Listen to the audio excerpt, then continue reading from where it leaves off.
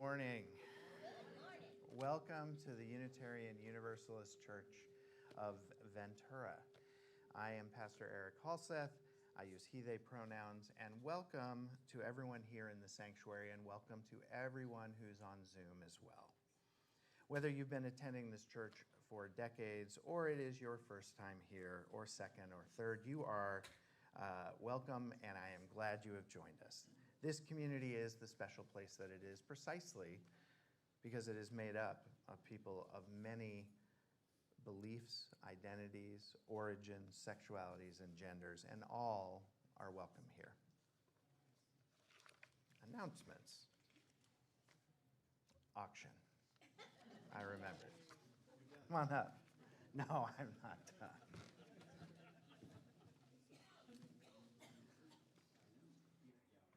Sorry, no crazy costume this time. So my name is Ruth Owens. I'm on the auction team. I am not leading it this year.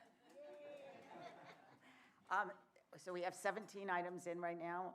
So we got a good start, but we really need you guys to get on the ball and get them in. And we would appreciate it if you do it faster than at the last minute, because there's quite a bit of work once we get the auction item into the auction to clean it up and get everything all set up. So just quick, I wanted to highlight a couple items we've got. We have a murder mystery. This one is interesting, a non-alcoholic wine tasting party to see if any of the wines that are non-alcoholic really are worthwhile. We have 2 dinners already. We have an afternoon tea. We have 2 delivered desserts being offered. Those are just some of the great items that are coming in. So if you like to cook, if you like to entertain, if you like to go out on hikes, any of the social events sell very well. So really, really please get those in. Collecting the donations up until September 20th. If you need help with ideas or filling out a form or whatever, look for the aprons. There's 3-4 ladies in Burke Hall that will have aprons on, a couple have t-shirts, and we're all on the auction team, so come ask us. And don't forget, the party starts on October 3rd, and it's going to be great. All right, thanks.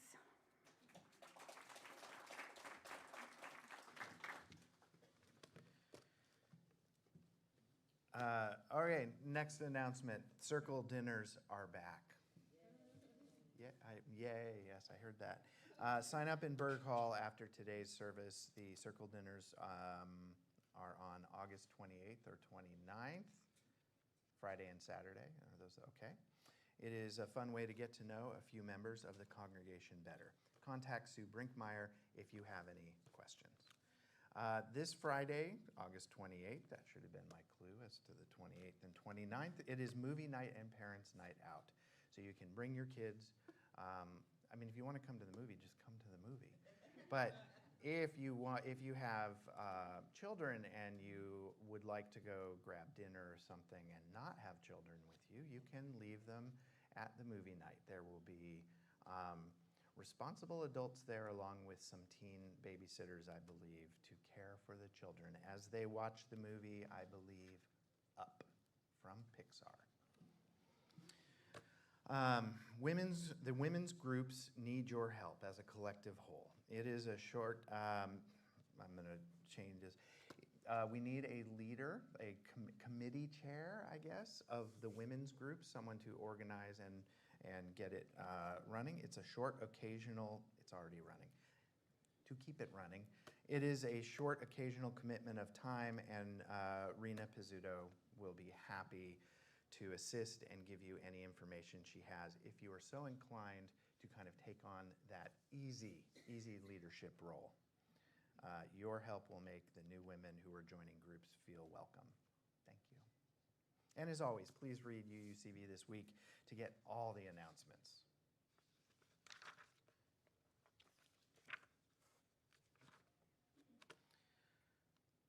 Each week we do a land acknowledgement that lifts up the Chumash of Mitzconacon and Saaktakoy, the 2 closest villages to where this church was historically, not right now, obviously. The Chumash have stewarded their ancestral and unceded territory for at least the last 11,000 years. And this service, of course, takes place on land that is right near those villages. We honor the Chumash of Mitzkanakan and Saaktakoy, as well as other historic Chumash locations in Ventura County. And we include their ancestors, elders, and their descendants as they continue their deep spiritual and cultural connection to these lands and waters.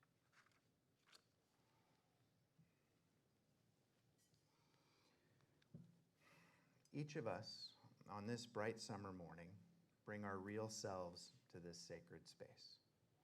No rose-colored lenses searching for perfection, no idealistic judgment about the other, only an acknowledgement that we are still growing into our authentic and sacred selves.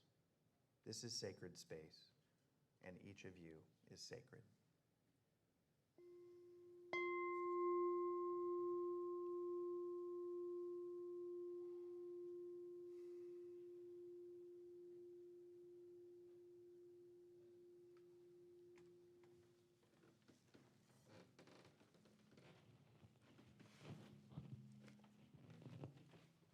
Good morning. I'm Worship Associate Amy Dubzinski, and it's great to be here with all of you here in the sanctuary and those of you Zooming from home. Friends at home are invited to light a chalice as Pastor Eric and Luciano, Atlas, and Loana light the light of our free faith. Leona, my apologies. I have one quick thing to read, and then you can light. I love that we have so many helpers. This is taken from Open to Possibility by Irene Glass. We kindle light, and with it possibility, that we are more than the sum of our parts, that the world is more than a problem to solve, that illumination is more than a simple flame. We light the chalice and open to possibility. And now, let there be light.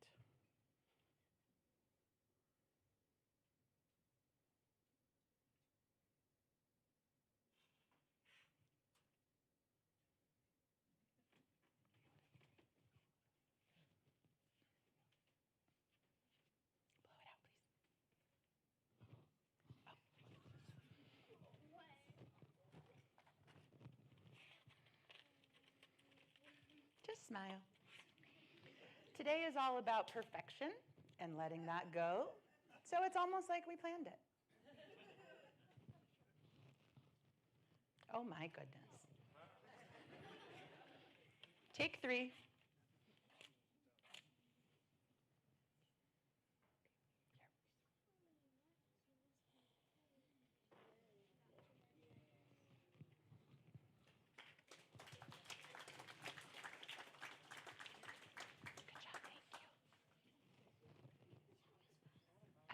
I'm glad that was fun for you. Whew, I'm glad they had fun. I was just a little bit nervous, but they did a great job. You didn't see how big the flames were back here. Our call to worship today is Embracing the Unexpected by Krista Flanagan. What if everything always went according to plan? At first, we might accomplish more of what we think we need to accomplish. And it may seem less stressful at first, being able to anticipate what happens next. But after a certain amount of time, and that amount of time would vary person to person, the once uncomfortable predictability would become less comfortable and, well, boring.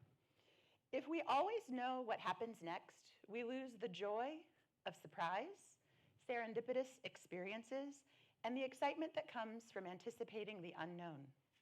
Friends, let us gather with open and curious hearts, ready to explore the unpredictable, learn from its wisdom, and embrace its beauty.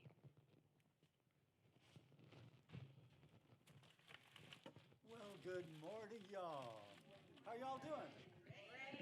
Excellent. That's awesome. I invite you all to stand in spirit or physically as you're able as we sing number 188, Come, Come, Whoever You Are. We'll do this one twice because it's pretty short.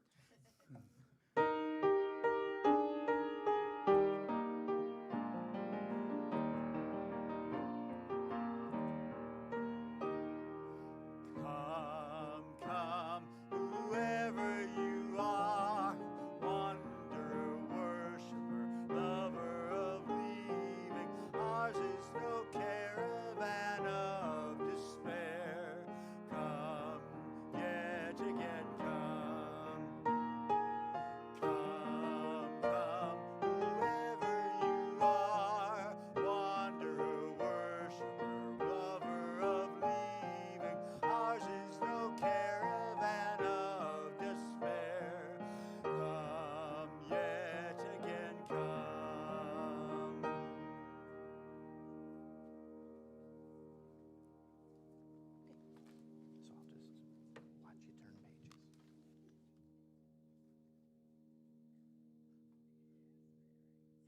And now I would like to invite all of the young and young at heart to come up for today's story. As you come up, please collect any food donations for Ride Alliance and 805 UndocuFund's Food Pantry, and come on up.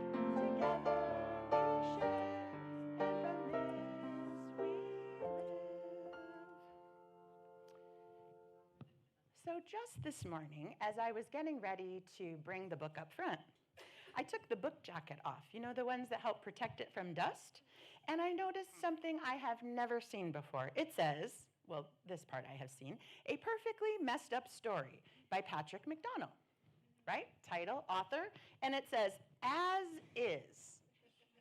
As is. That means perfect as is, exactly. It's how the book is. I think you will enjoy this one.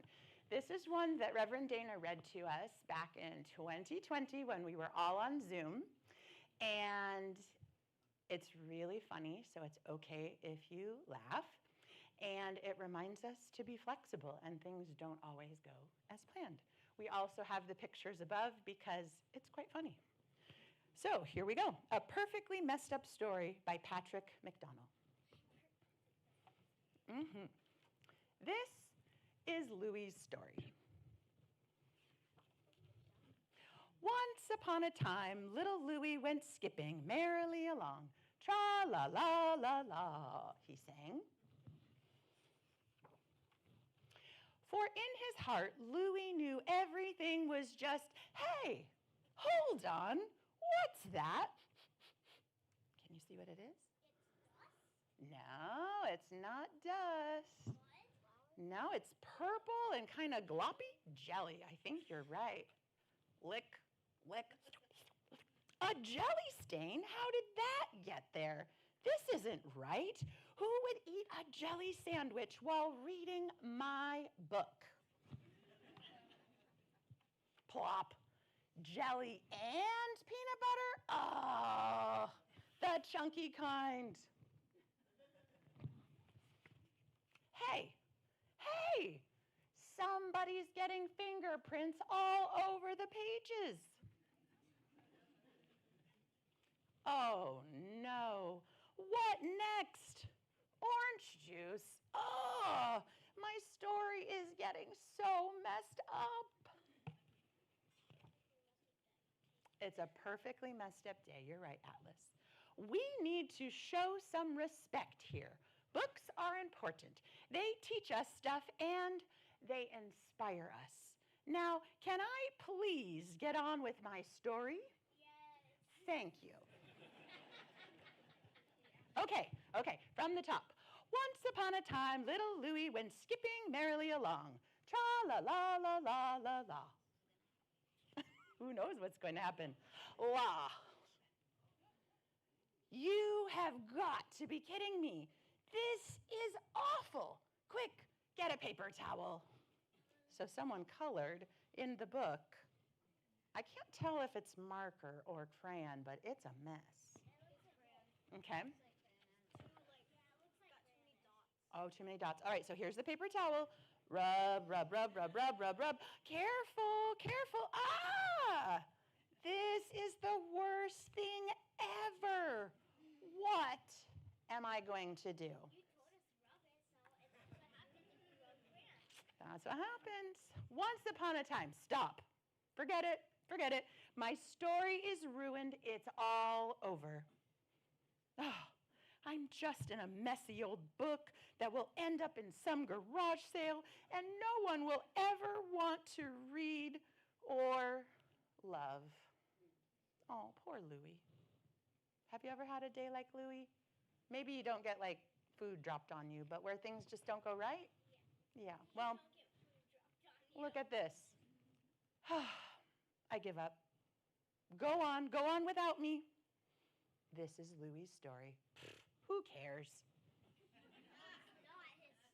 Poor guy. Once upon a time, little Louie went skipping merrily along. Tra la la la la, he sang. Oh, life was so much simpler back then. For in his heart, Louie knew everything was just what? Just what?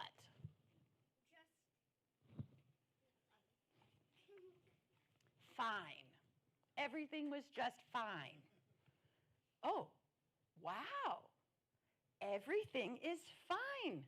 I'm still here, you're still reading, and it is a pretty good story, messes and all. So, come on, let's finish this. This is Louie's story. I love it, and nothing is going to stop me. This last page is for the grown-ups. Ready? The end. But what's on the page? Someone put their coffee mug on the page. So whatever happens to you today, whether it's a perfect day or a perfectly messed up day, just take a deep breath and keep trying. So with that, we're going to sing our children out to their wisdom exploration. Let's form a bridge of love and sing them out.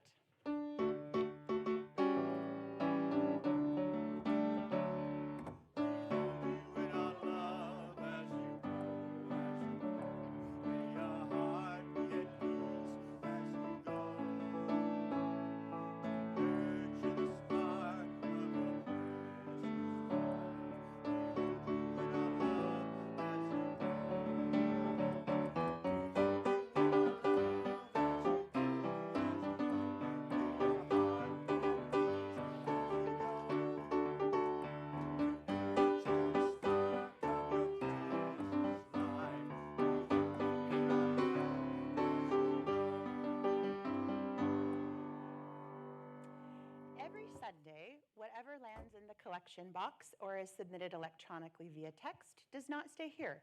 We pass it along to organizations in our wider community, to funds that support members of our own congregation, and beyond.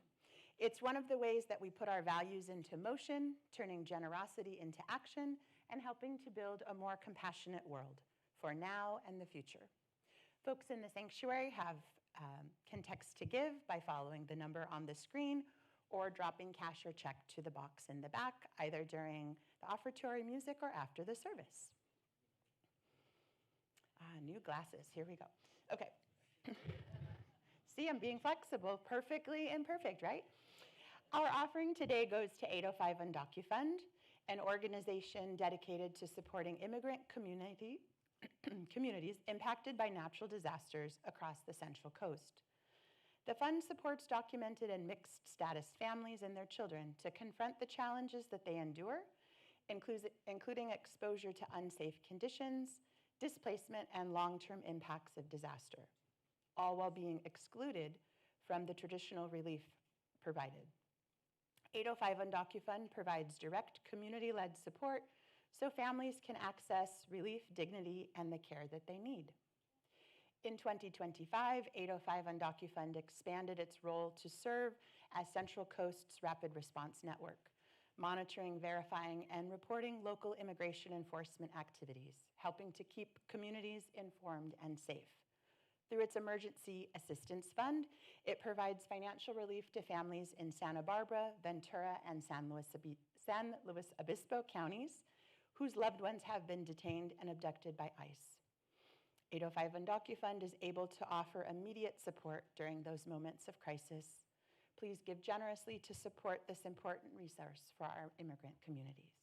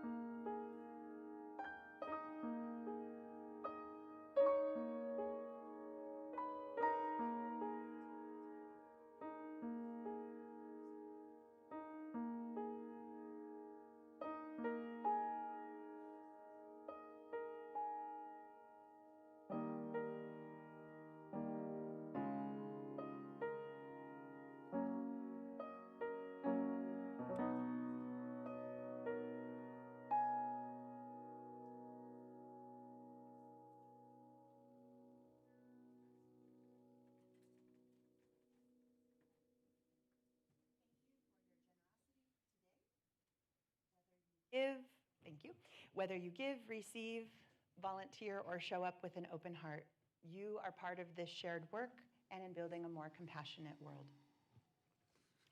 Today I share some very sad news. Several weeks ago, on July 22nd, Gloria Hennedy peacefully passed away. Reverend Maddie was able to visit with her and her partner David on the day that she died, having known them from their attendance at the concert series at UU Santa Paula. In honor and remembrance of Gloria, we will light a memorial candle from the chalice flame, holding her connection to this church as sacred.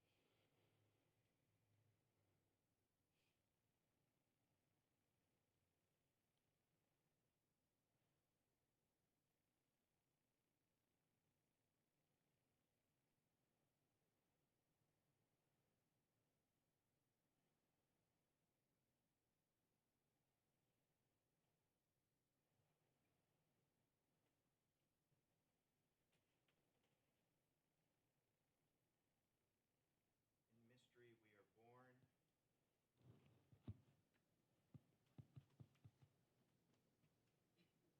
In mystery we live. And in mystery we die. May we hold Gloria and her family in our hearts and in our prayers. Amen.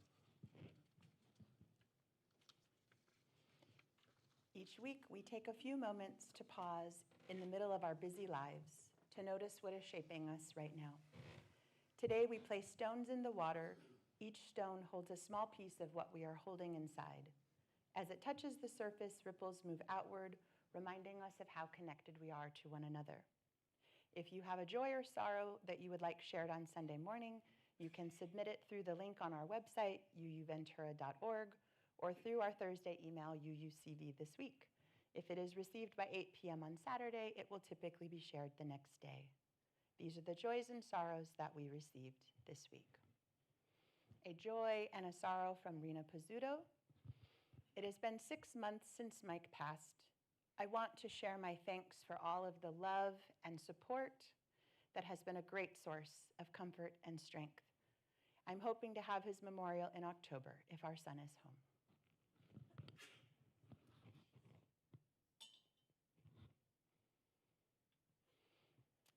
I invite you now to share aloud the names of those that you wish to celebrate, memorialize, or bring in the loved embrace of this community.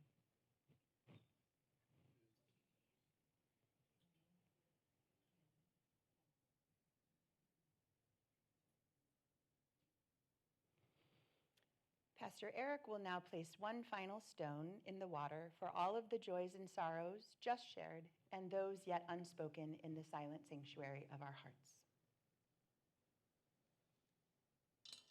May these joys and sorrows remind us that our lives are bound together and that in this community, no one carries them alone. Please remain seated as we join each other in singing Filled with Loving Kindness, number 1031.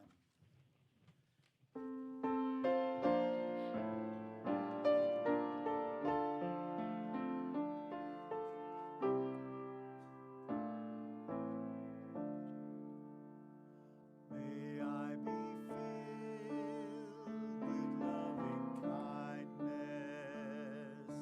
May I be well.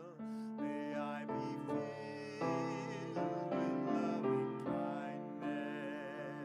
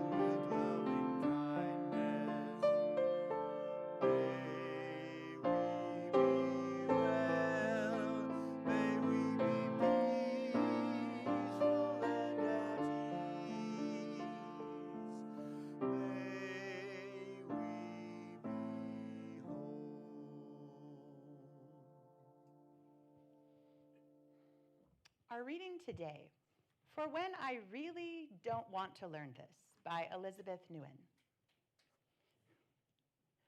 Against a dim sky, a hand holds a lit sparkler spirit.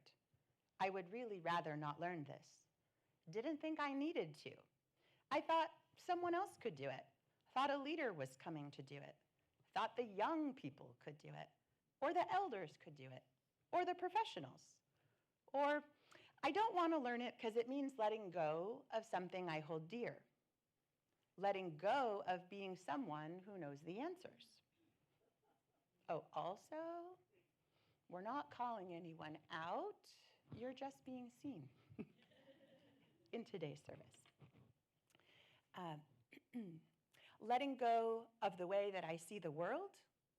Letting go of how I might have to change. Letting go of certainty, of logic, of facts, of control. Or of the myth that you can live on this earth and not harm. Or the myth that I can't learn anything new. Help me. Help me to learn it, please. And then help me to live what I have learned. And then do right by the gift of being taught.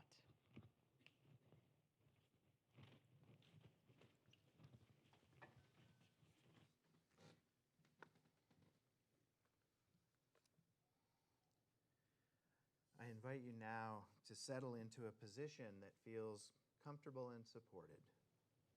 Close your eyes or soften your gaze if you wish. Breathe naturally in and out, simply noticing each breath as it arrives and as it leaves. Breathe in and notice the need to be right. Breathe out and let that need soften. Breathe in and notice the fear of being wrong. Breathe out and let that fear loosen its hold. Breathe in and notice the weight of perfectionism. Breathe out and release what you were never meant to carry. Breathe in and welcome a sense of freedom into your body. Breathe out and allow your face, your shoulders, and your spirit to soften. Rest here for a moment. Nothing to prove, nothing to perfect, nothing else you need to be. Simply breathe.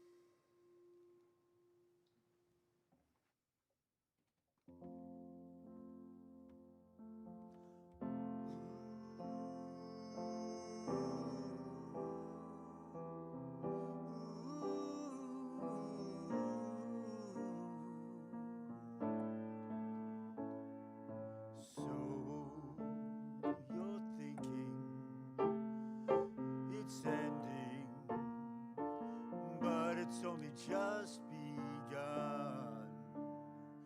Your whole life is there right in front of you. Life's a story that is all twists and turns. All that matters is the lessons you learn, 'cause we're all unfinished songs waiting for the best part to come along. Hey, hey, hey, hey, and we're all pictures half drawn. We can be anything we want. Hey, hey, hey, hey.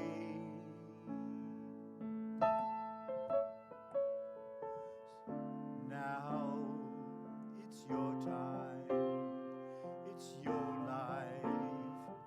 Nothing's living up but you. In your hands, it's your choice to live the life you choose. Life's like music, there's so much still unsung. Make it magic, there's so much still to come. 'Cause we're all unfinished songs waiting for the best part to come along. Hey, hey, hey, hey, and we're all pictures half drawn. We can be anything we want. Hey, hey, hey, hey. You can write the songs and write the story. Live all of this life and all its glory. Take the time to make the time each moment in your life, 'cause it's your life, it's your call. Give your chance, have it all. 'Cause we're all unfinished songs waiting for the best part to come along. Hey, hey, hey, hey, and we're all pictures half drawn. We can be anything we want. Hey, hey, hey, hey, 'cause we're all unfinished songs waiting for the best part to come along. Hey, hey, hey, hey. You can write the song and write the story. Hey, hey, hey, hey, hey.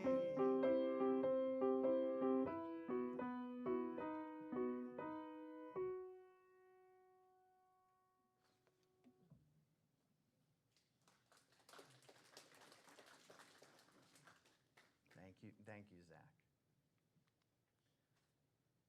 I have the clicker today.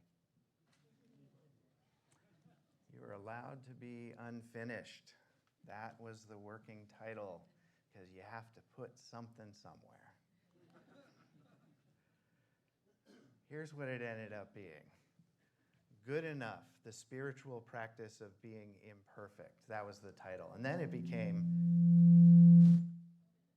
we don't need both mics on, just saying. Or 10 ways to interpret perfectionism, but maybe 11 depending on how you count. So it's gone through a little bit of revision.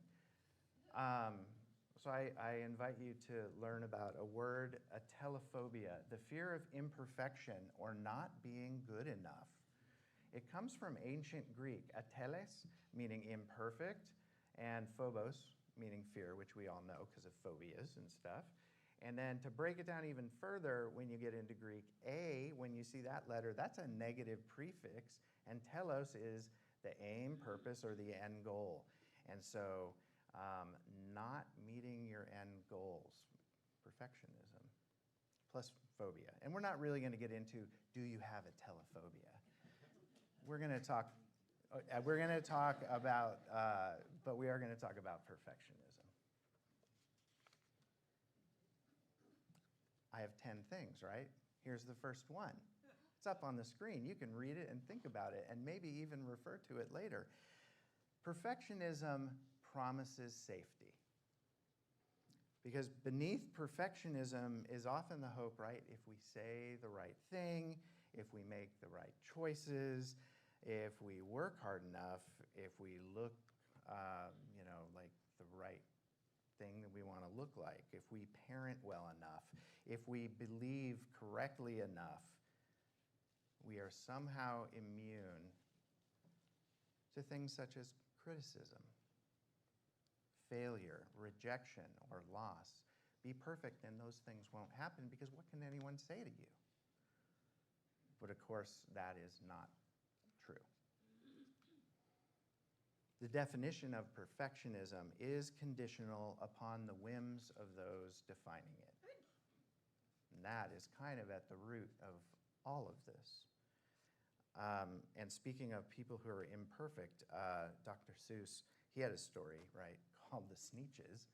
And if you recall, and this is a far overly simplistic way to think about perfectionism, and he was trying to hit on racism specifically. You had the two groups of Sneetches. You had the ones who had stars on their bellies, and the ones who did not. And then the ones who did not were sold stars to put on their bellies. And once the Sneetches who saw that they had stars, they started getting into the star-off machine, and then they didn't have stars, and so on and so forth. And in the oversimplistic way, once you didn't know who was who, it didn't matter anymore. Perfectionism is not that simple. Racism is not that simple. But the idea is there. Someone's going to try to sell you something that's going to make you perfect.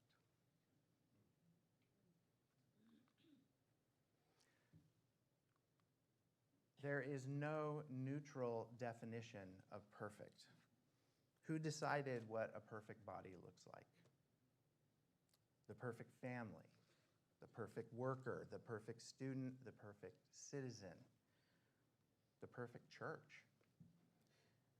Whenever we encounter an ideal of perfection, it is worth asking who created the standard we are trying to meet and who benefits from it.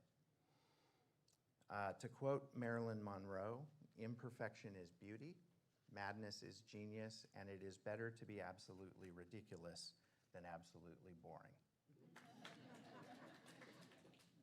And, when you think about this, my undergrad and my divinity degree did not have grades. We were expected to try new things, not try to get A's. They were pretty unique programs, right? They're not normal schools by any stretch of the imagination. And in my undergrad, some of my writing was crap. I admit that. And a lot of the students would try to write in specific styles. We had a guy, he wrote like Hemingway, and he wrote about boxing, not bullfighting. It was about, so he just took Hemingway and changed it, and then was trying to be a great 20th century American writer, who again was a very flawed person, very flawed. We had another author who only wrote, lesbian prose, and that was her thing, and she only wrote it, and she wrote the best of that genre of writing. We had other people who wrote about all kinds of things, and they would attack it and try to perfect it, because they wanted to go to Iowa and get an MFA there and then publish their book. I didn't do that. Anyways, the point is this. Oh, and I wrote at one point a Pulp Fiction story. It was really good at being a really bad Pulp Fiction story in the genre. And everyone in the class tore it apart in front of my face. And it was not a satisfying experience. And then the professor said, "It's actually a good Pulp Fiction story. How are you judging it?"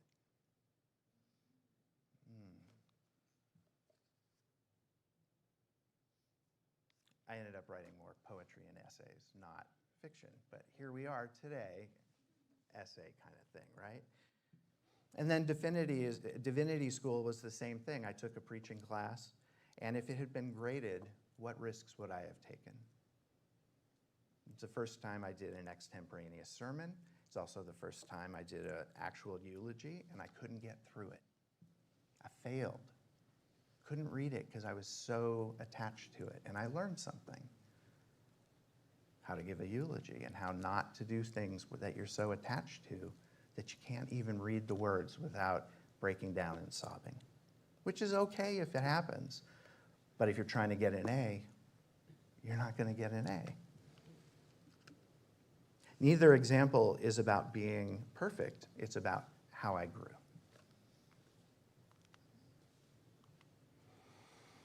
Perfection is not the same thing as excellence. Excellence asks us, what can I make of this situation? Perfectionism asks, will this prove that I am good enough? One invites us to grow. The other makes our worth conditional. So excellence kind of equals what we say. What is the idea we're trying to do? Is it a good idea or not? Perfection is judging how we say it. Did you say it correctly? But maybe not taking into account the merit of the thing you are saying. And that leads us to the idea that perfectionism has historically been a tool of oppressive systems. White supremacy, patriarchy, ableism, classism, heteronormativity, colonialism, and capitalism have all produced ideals of the proper, normal, civilized, productive, or successful human being. Those closest to these ideals receive privilege, and those who are further away do not. And if you are not close to the ideal, you are pressured to conform to it. Or you're punished for failing to conform to it.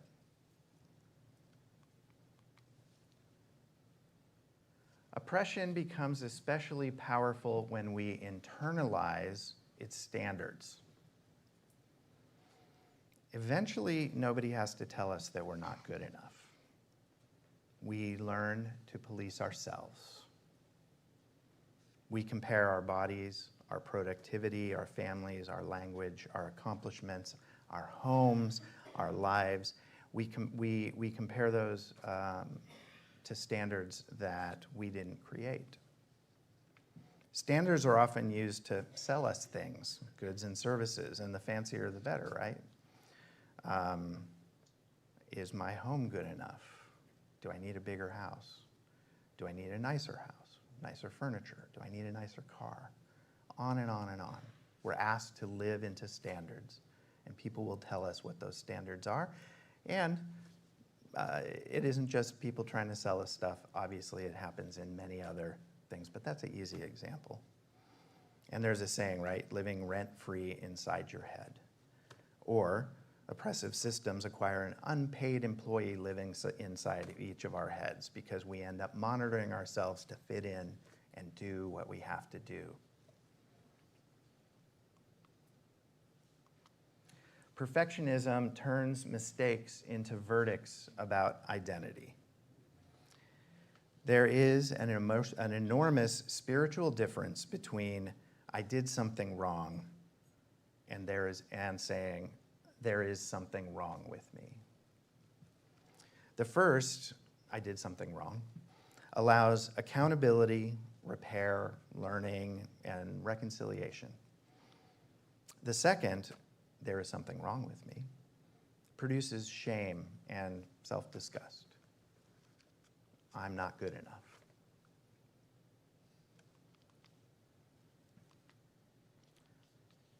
Seventh point, our imperfections are seven. Did I skip something? No, I did not. I'm perfect. Our imperfections are part of how we belong to one another. Authentic human community isn't created by flawless people displaying their competence. It is created when people need one another. Vulnerability, limitation, uncertainty, dependence, forgiveness, and repair, they aren't defects when you see them in a community.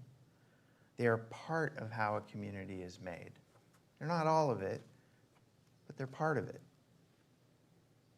Being able to say, well, I'm going to quote Brene Brown here. You are imperfect.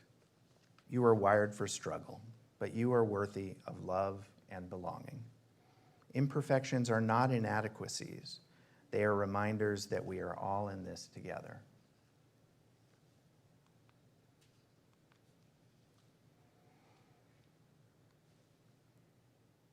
I did switch them.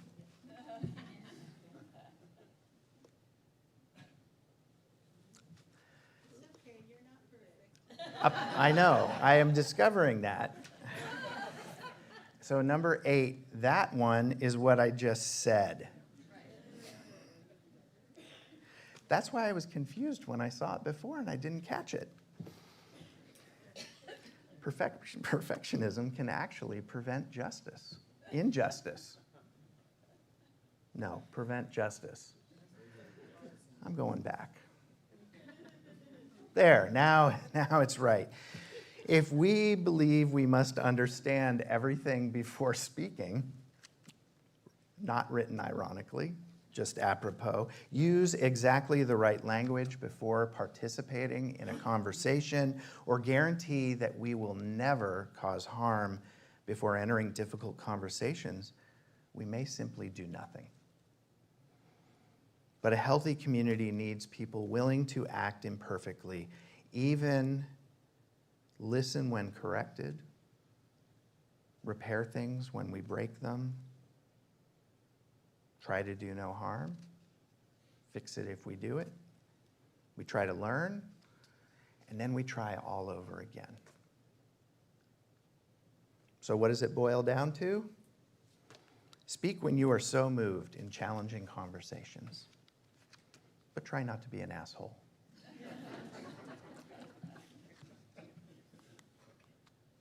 All right, now we're going to go to, we're back on track now.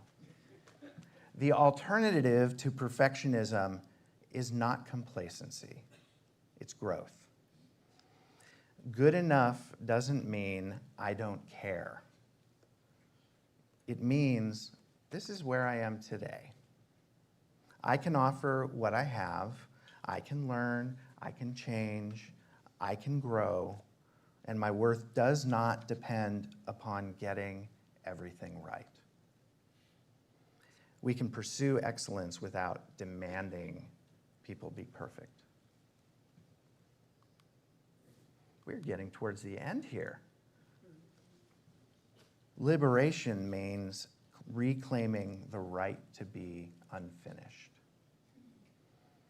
So perhaps the spiritual counterweight to perfectionism is not imperfection, but simply becoming. Becoming who you are and being comfortable with it.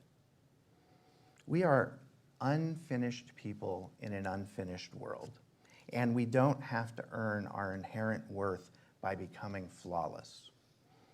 Our task is not to become perfect. Our task is to become more loving, more courageous, more just, more alive, and to allow ourselves and one another the grace of being works in progress. Another quote, Leonard Cohen.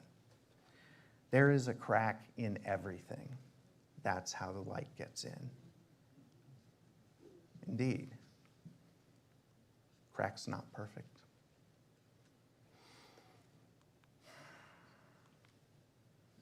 Told you there was 11. Perfection asks us to arrive. Life asks us to become. There's really 12. And perhaps liberation begins when we stop asking, am I good enough yet? And begin asking, what can I become and what can I help make possible for others? Blessed be Bishamale, and may it be so.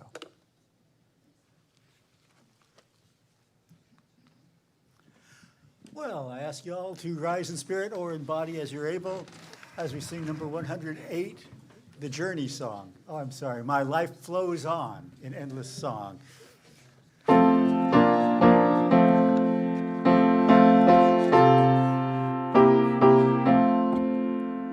My life flows on in endless song above earth's lamentation. I hear the real, though far off hymn that hails a new creation. Though all the tumult and the strife, I hear the music ringing. It sounds an echo in my soul. How can I keep from singing? When though the tempest round me roars, I know the truth it liveth. But though the darkness round me close, some in the night it giveth. No storm can shake my inmost calm, while to that rock I'm clinging. Since love prevails in heaven and earth, how can I keep from singing? When tyrants tremble as they hear the bells of freedom ringing, when friends rejoice both far and near, how can I keep from singing? Through prison cell and dungeon vile, our thoughts to them are winging. When friends by shame are undefiled, how can I keep from singing?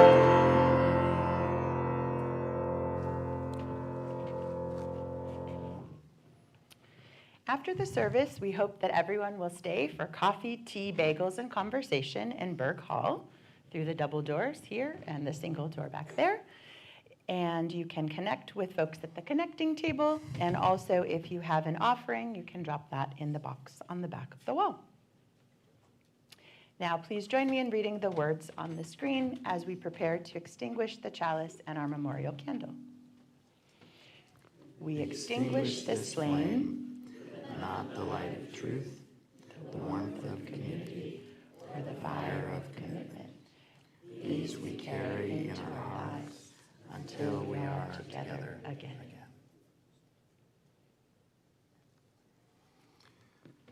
This week, I charge you with going out into the world and living a great life as your imperfect self. Nothing more, nothing less. Blessed be Bishamale, and amen.